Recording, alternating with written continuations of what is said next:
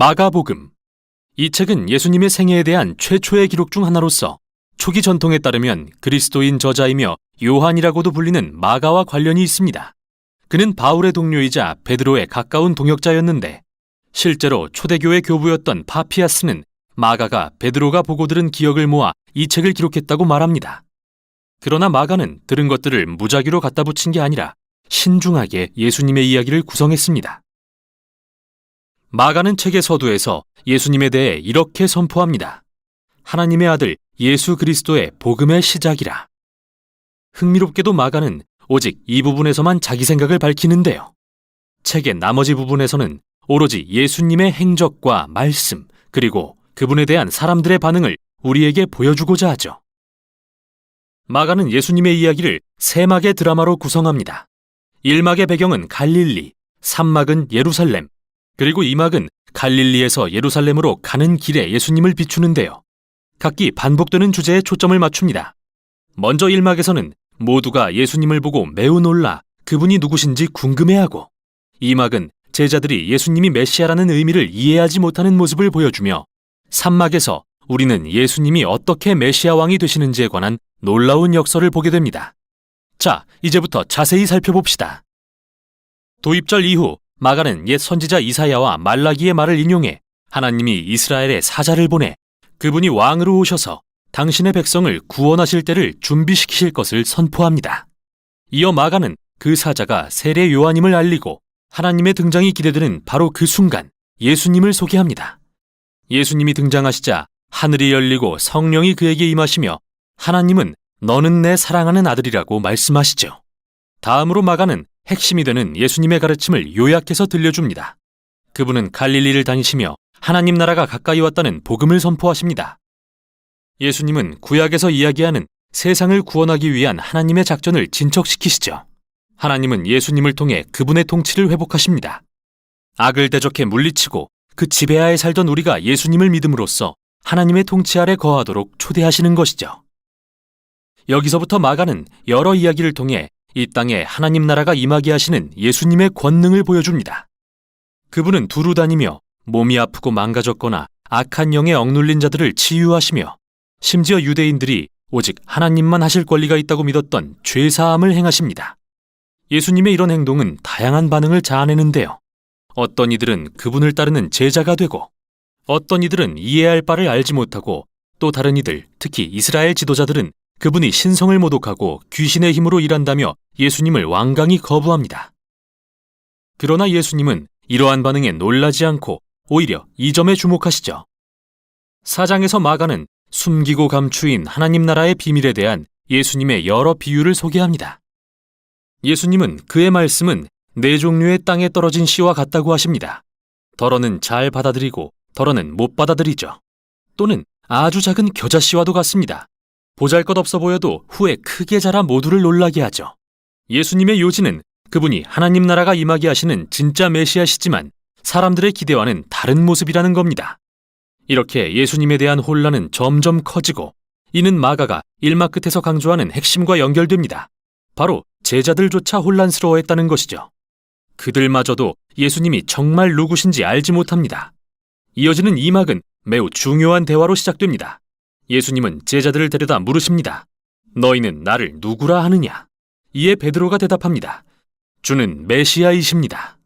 하지만 베드로는 예수님을 이스라엘을 로마인들로부터 군사적으로 구할 다윗 가문의 왕으로 생각했다는 게 뒤에서 밝혀집니다. 그러나 예수님께 메시아란 이사야 53장에 묘사된 고난받는 종으로서 예루살렘에서 자신의 목숨을 버려 하나님의 통치가 임하게 하실 왕입니다. 제자들은 이 말을 이해하지 못합니다. 왕이신 예수님을 따르는 것은 명성과 지위와 권위를 의미한다고 믿는 그들에게 예수님은 그분을 따르는 것은 사실 죽는 것과 같다고 분명히 말씀하십니다. 마치 자기 십자가를 지듯 폭력과 교만과 이기심을 거부하고 남을 위해 자신의 생명을 버리는 섬김과 사랑의 행동이 바로 그것이죠. 예수님은 제자들과 2번 더 같은 대화를 나누시는데 모두 인자가 온 것은 섬김을 받으려 함이 아니라 도리어 섬기려 하고 자기 목숨을 많은 사람의 대속물로 주려 함이니라는 중요한 말씀으로 끝이 납니다. 제자들은 여전히 이해하지 못한 채 혼란과 두려움으로 반응할 뿐이죠. 그래서 여기 2막의 마가는 책의 서문을 연상시키는 핵심적인 이야기를 배치합니다. 예수님이 제자 3명을 데리고 산으로 올라가셨는데 갑자기 모습이 변하십니다. 그분이 영광의 광채로 빛나시고 구름이 그들을 덮습니다. 마치 오래전 시내산에서 드러내신 이스라엘의 하나님의 영광을 보는 것 같은데요. 그 당시 산에서 하나님의 임재를 경험했던 두 선지자 엘리야와 모세가 나타나 예수님과 이야기를 하고 하나님은 다시 이는 내 사랑하는 아들이라고 선포하십니다. 마가는 이렇게 이 이야기를 이막의 모든 대화 한가운데 둠으로써 정말 놀라운 주장을 합니다. 하나님의 아들 예수님은 육신이 되신 하나님의 영광이며 영광스러운 이스라엘의 하나님이 그분을 통해 자기 백성의 죄를 위해 고난받고 죽으시는 왕이 되실 거라고 말이죠. 이 난해한 주장의 제자들은 혼란과 두려움을 안고 산에서 내려옵니다. 이제 산막입니다. 예수님은 유월절을 맞아 예루살렘의 왕으로서 입성하시고 사람들은 그분을 메시아라 부르며 환호합니다. 그 후 예수님은 성전 뜰에 들어가 왕으로서의 권위를 행하십니다. 바로 도둑과 사기꾼들을 내쫓고 제사제도를 중단시키신 것이죠. 이때부터 일주일간 예수님은 이스라엘 지도자들과 맞서 논쟁하며 그들의 위선을 꾸짖으십니다. 그래서 그들은 예수님을 죽일 계획에 착수하죠. 또 예수님은 제자들에게 예루살렘과 성전이 이 세대가 지나기 전에 무너질 것을 예언하시며 제자들도 예수님처럼 핍박을 받을 거라 경고하십니다. 그분이 다시 오셔서 세상에 하나님 나라가 충만히 임할 때까지 말이죠. 이제 장면은 마지막 밤으로 향합니다. 예수님이 제자들과 가지시는 마지막 유월절 만찬. 이 상징적인 식사는 이스라엘이 유월절 어린 양의 죽음을 통해 노예에서 해방된 이야기를 들려주는데요. 예수님은 이러한 상징들에 새로운 의미를 부여하십니다. 고난받는 종 되신 메시아의 죽음을 통해 죄와 사망으로부터의 해방이 있을 거라고 말이죠. 여기서부터 이야기는 빠르게 예수님의 체포와 이스라엘 제사장들 및 로마 총독 빌라도 앞에서의 재판을 거쳐 십자가 처형으로 향합니다. 그리고 이 모든 것은 1막과 2막의 주요 장면들과 연결되는 한 핵심 장면에서 정점에 이릅니다. 이번에는 구름이 아니라 어둠이 하늘을 덮고 하늘에서 들리는 음성이 아니라 예수님이 숨지시기 전 외치시는 음성이 들립니다. 그리고 가장 놀라운 것은 로마 군인이 한 말인데요. 예수님의 죽음을 지켜보며 그분이 누구신지 깨달은 그는 이렇게 선언합니다. 이분은 하나님의 아들이셨다. 그는 이 이야기에서 처음으로 예수님의 정체에 대한 충격적 주장을 인정한 인물이죠. 십자가에 달린 하나님의 아들, 그는 메시아이며 자신의 친구뿐 아니라 원수를 위해서까지 죽은 나사렛 예수라고 말이죠. 이후 예수님의 시신은 무덤에 안치되고 새 주의 첫날 예수님을 따랐던 여인들이 거기에 갔다가 옮겨진 돌문과 빈 무덤을 발견하는데요.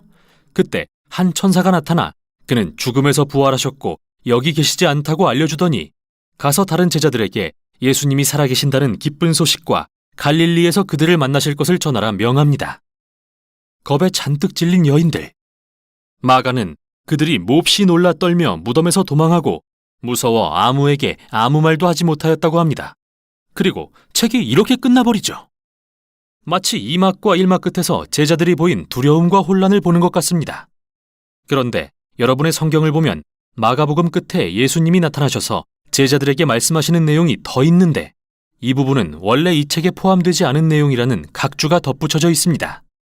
보다 신뢰도가 낮은 후기 사본에서만 발견된다고 말이죠. 어쩌면 본래의 결론 부분이 사라졌거나 마가가 글을 완성하지 못한 것일 수도 있지만 이 갑작스러운 결말은 논지를 입증하려는 의도였을 가능성이 더 큽니다. 마가복음은 시종일관 제자들을 당혹스럽게 하는 충격적인 주장에 초점을 맞춰왔습니다. 즉, 고난받고 십자가에서 죽으신 후 부활하신 예수님은 메시아이자 하나님의 아들이시며 하나님의 사랑과 이른바 거꾸로 된 나라는 예수님이 세상 죄를 지고 죽으심으로 드러났다고 말이죠. 그래서 결말이 없는 이 이야기는 읽는 우리가 예수님에 대한 충격적이고 이상한 주장과 마주하도록 만듭니다. 당신은 제자들처럼 도망갈 건가요? 아니면 예수님을 당신의 왕으로 인정하고 가서 복음을 전할 건가요?